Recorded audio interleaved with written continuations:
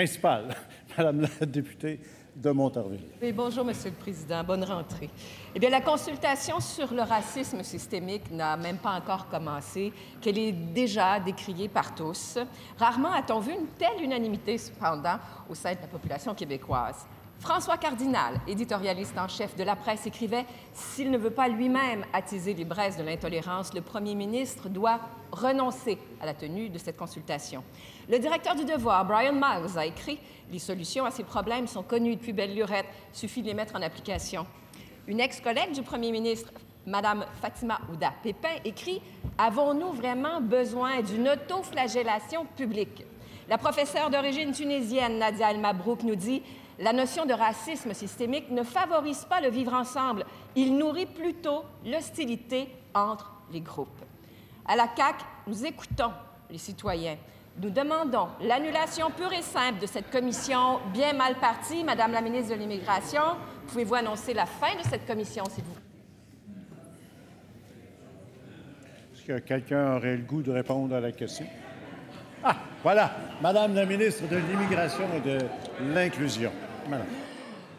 Non, bon, merci, Monsieur le Président. C'est avec beaucoup d'enthousiasme et certainement avec beaucoup de confiance que j'annonce qu'on procède avec la consultation.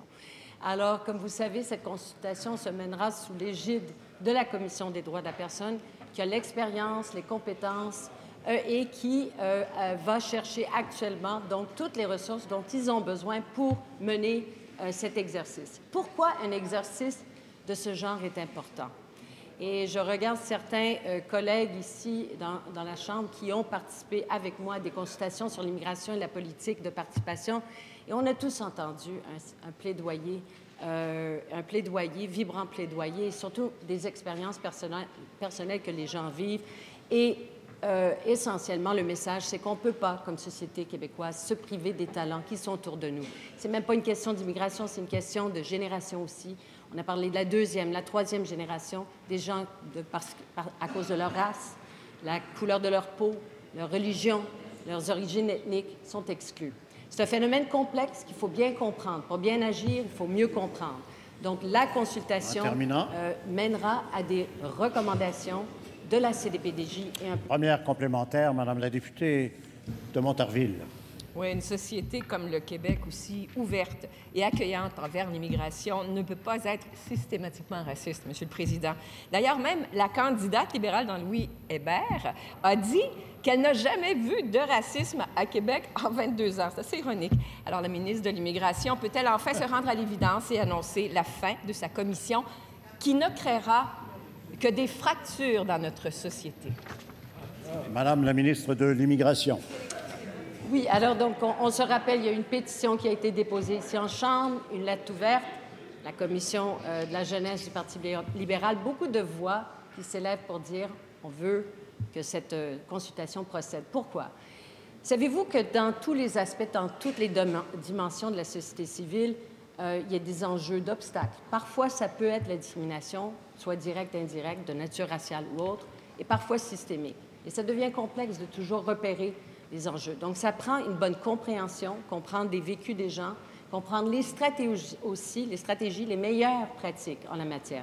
Parfois, ces meilleures pratiques, on peut regarder ailleurs dans d'autres sociétés, mais on peut regarder chez nous aussi des entreprises qui ont adopté les meilleures stratégies pour bénéficier. Deuxième complémentaire, Madame la députée de Montarville. Oui, Monsieur le Président, vous savez, le racisme, c'est un sujet délicat qui comporte de nombreux défis.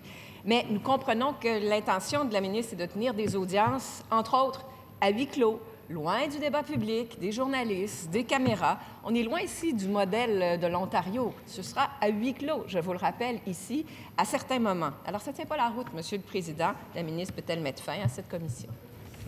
Madame la ministre de l'Immigration. Alors, j'ai eu l'occasion de le dire, on parle de la parole de la personne qui veut s'exprimer, c'est son choix. C'est son choix. Des fois, évidemment, souvent, je vous dirais très souvent, c'est une expérience extrêmement douloureuse. Donc, on peut bien comprendre que les gens veuillent s'exprimer de façon privée, mais la transcription, le recueillement de la récolte de tous ces témoignages transmis à la CDPDJ qui va intégrer ces témoignages, non seulement sur le microsite, d'ailleurs, qui existe, sur l'Internet, mais aussi dans son rapport final. Alors, évidemment, la consultation est publique. En terminant. Les gens peuvent s'exprimer publiquement. Il y a un forum public où les médias seront présents